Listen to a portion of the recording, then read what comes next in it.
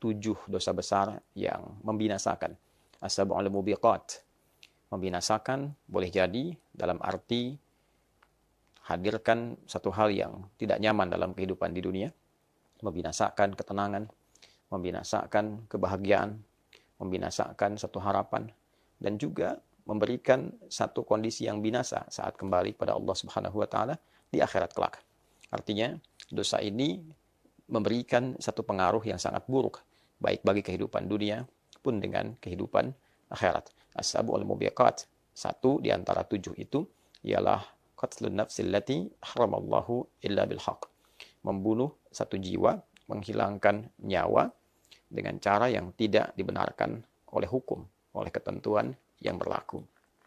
Di dalam surah ke-17, surah Al-Isra, di ayat ke-33, dengan tegas Allah Subhanahu wa taala memberikan satu larangan yang sangat keras tentang dosa ataupun perbuatan yang dimaksud, pembunuhan, menghilangkan nyawa seseorang. Wala taqtulun nafsal lati haramallahu illa bil haqq. Dan janganlah kalian sekali-kali menghilangkan nyawa seseorang, membunuh seseorang, kecuali pada sesuatu yang dibenarkan oleh ketentuan yang berlaku, oleh hukum yang berlaku, dengan alasan yang dibenarkan. Bahkan dalam satu kasus di Quran surah keempat An-Nisa, di ayat 93, jika korbannya adalah korban dari satu pembunuhan berencana, bahkan dia adalah sosok yang beriman, seorang muslim, seorang beriman pada Allah Subhanahu wa taala, maka terdapat 5 ancaman bagi pelaku pembunuhan berencana yang korbannya adalah seorang muslim atau bahkan orang beriman pada Allah Subhanahu wa taala. Allah menyampaikan, wa may yaqtul mu'minan muta'ammida, dan siapapun yang melakukan pembunuhan dengan sengaja, pembunuhan terencana, dan korbannya adalah satu orang beriman, sosok muslim yang yakin dengan ketuhanan Allah Subhanahu wa taala, maka apa yang dia potensi dapatkan? Fajazauhu jahannam. Dia terancam dengan neraka jahannam, bukan sekedar neraka, tapi neraka jahannam. Khalidan fiha, dijamin kekal di dalamnya. Wa ghadiballahu alaihi, dia mendapatkan murka Allah Subhanahu wa taala. Wa la'anahu, dan ia dilaknat oleh Allah Subhanahu wa taala.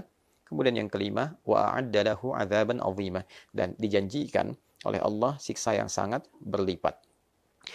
Ayat ini tentu turun untuk memberikan kesan pencegahan yang kuat pada satu hal yang sangat membinasakan.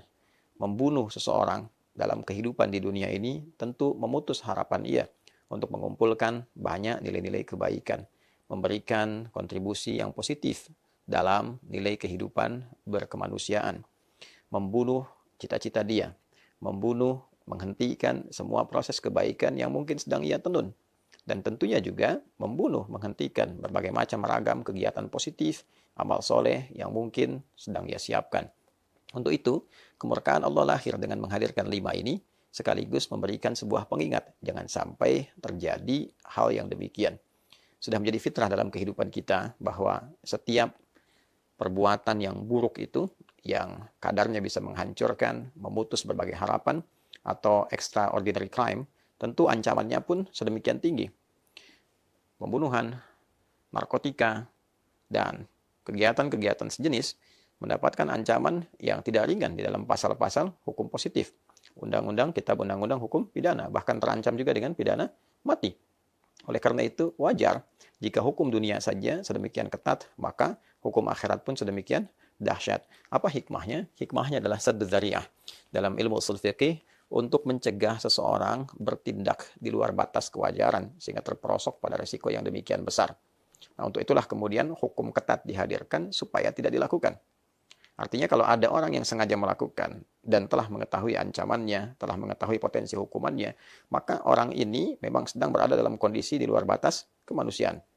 Untuk itulah bagi kita yang berkehidupan, hadirnya ayat-ayat ini, hadis ini, sekaligus juga bahkan pasal dalam undang-undang yang kita dapati di negara kita, Negara Kesatuan Republik Indonesia, dalam hukum positif, kitab undang-undang hukum pidana, memberikan sebuah langkah pencegahan kepada kita, memberikan satu gambaran perisai kepada kita agar tidak terjebak pada perbuatan-perbuatan yang bukan sekedar merusak, tapi dapat menghancurkan masa kini dan masa depan.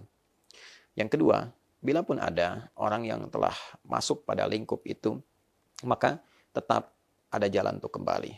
Sepanjang ia berkehidupan, Allah masih memberi kesempatan kepada siapapun agar ia mau bertobat, mau kembali untuk mendapatkan perubahan-perubahan, pencerahan-pencerahan yang mengarahkan ia pada jalan hidup yang lebih baik. Quran surah ke-39 misalnya, Az-Zumar di ayat 53, ketika Allah berfirman, "Qul ya ibadiyalladzina asrafu ala anfusihim la taqnatu min rahmatillah. Innallaha yaghfiru dzunuba jami'a." Muhammad sallallahu alaihi wasallam katakan, sampaikan, viralkan pada seluruh hamba-hambaku. Duhai hamba-hambaku, Allah langsung memanggil. Duhai hamba-hambaku yang telah berbuat dosa yang begitu berlebihan. Israf, berlebihan dalam berbuat dosa.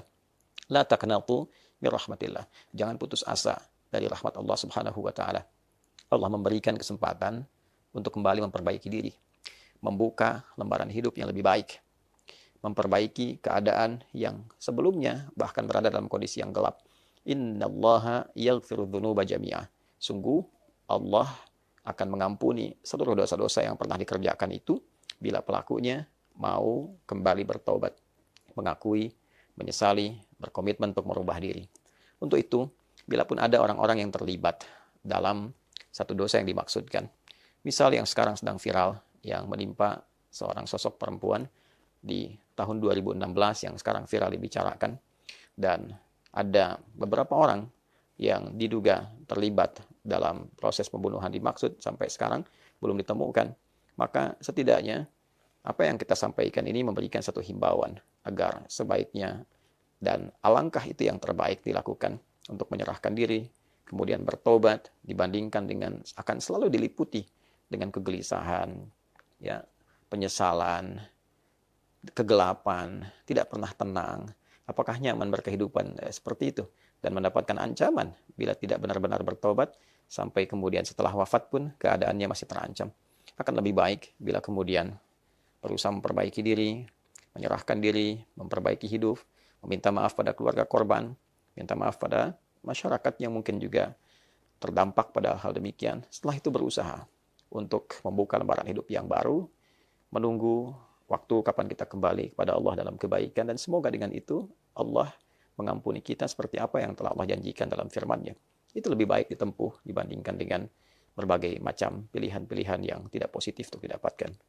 Pun demikian, bagi siapapun yang hadir di sekitarannya, akan lebih baik untuk bisa mendorong para pelaku, orang-orang yang terlibat demikian untuk memperbaiki diri, alih-alih menutupi atau juga menyembunyikan atau bahkan mengubah sesuatu yang tidak pada tempatnya. Tentu ini akan menimbulkan dampak baru, dosa yang baru, dan yang paling beresiko adalah menimbulkan satu potensi yang tidak baik untuk semuanya saat kembali kepada Allah Subhanahu wa taala. Karena siapapun yang berperan memfasilitasi pada satu keburukan, ia tidak akan lepas dari konsekuensi dengan orang yang melakukan itu semua karena peran-peran yang telah ia lakukan. Untuk itu, saudara-saudariku, jauhi berbagai tindakan-tindakan merusak, menghancurkan. Jangan sampai terjadi, apalagi seorang muslim yang menghilangkan nyawa orang lain. Dan bila pun ada yang terjadi hal yang demikian, segera bertobat, segera perbaiki, segera kembali pada jalan yang benar, dan semoga Allah melindungi kita, melindungi bangsa kita, melindungi negara kita, merukunkan, memberikan kedamaian, dan meridhai kita semua sebelum kita berpulang kepadanya. Semoga bermanfaat. Adi Hidayat. Assalamualaikum warahmatullahi wabarakatuh.